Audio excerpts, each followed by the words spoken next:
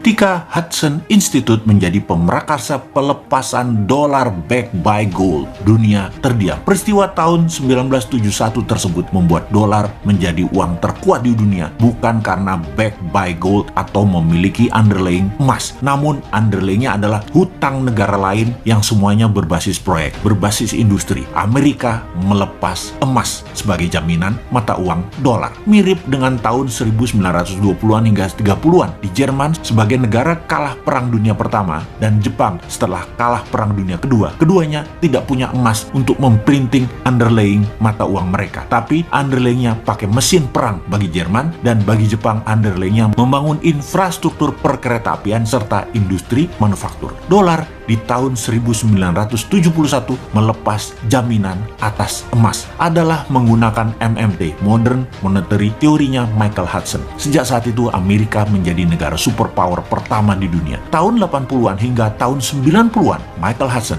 adalah guru besar yang mengajar di kampus di Peking University, di mana hampir semua petinggi politbiro yang saat ini menjabat di Tiongkok adalah murid beliau. Setidaknya mereka semua memahami hal yang sama, yaitu MMT. Sehingga di tahun 1989 pertama kalinya Deng Xiaoping ambil posisi ekonomi dengan mendemokratisasi uang renminbi pakai proyek underlaynya. MMT dipraktekkan di Tiongkok sejak saat itu. Kedua negara tersebut saat ini menjadi dua negara besar. Yang satu, Amerika, sudah menjadi negara superpower, bahkan dengan kekuatan teknologi, paten, dan free thinking country terbebas di dunia. Amerika belum terkalahkan. Sebagai murid Hudson tidak langsung, karena saya hanya mengikuti buku-bukunya dan belajar dari muridnya Hudson, salah satunya belajar dari Stephanie Kelton, maka sejak 6 tahun yang lalu si Sontoloyo ini menyatakan akan membuat negara Indonesia menjadi negara sejajar dengan dua negara besar tersebut, dan di tahun 2045 akan menjadi negara terkuat di dunia di atas dua negara tersebut. Dan alasannya apa? Alasannya Indonesia memiliki 4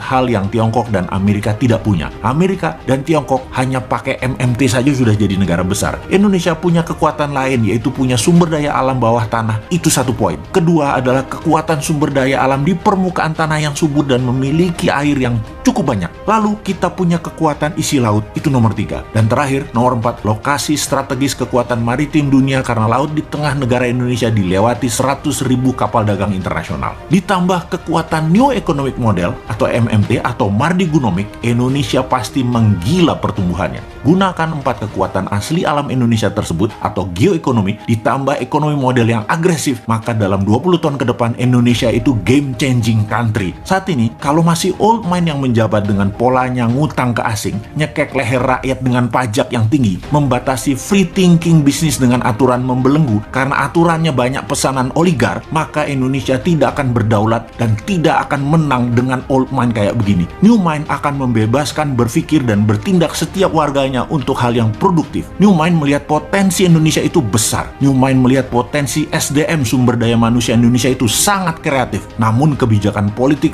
parlemen, dan partai membelenggu kreativitas dan potensi. Musuh terbesar bangsa Indonesia adalah sistem politik yang membatasi manusia berkompetisi berdasarkan prestasi dan potensi. Harusnya pilihan politik apapun yang diambil silahkan, tapi menjalankannya adalah mereka yang memiliki visi, potensi, dan kemampuan kelas dunia. Jangan sampai yang dekat dengan pejabat yang dipilih, tim pemenangan yang dipilih, yang memodali yang dipilih, buzzer yang dipilih, yang pinter nyenengin dirinya yang dipilih, yang melindungi dirinya dari pejabat agar selamanya berkuasa itu yang dipilih. Itu yang mendapat jabatan. Jangan itulah. Itu nggak ngurusi rakyat namanya, nggak ngurusi negara namanya. Makanya New Mind selalu bertanya, oh tahun 2024 lama bener ya?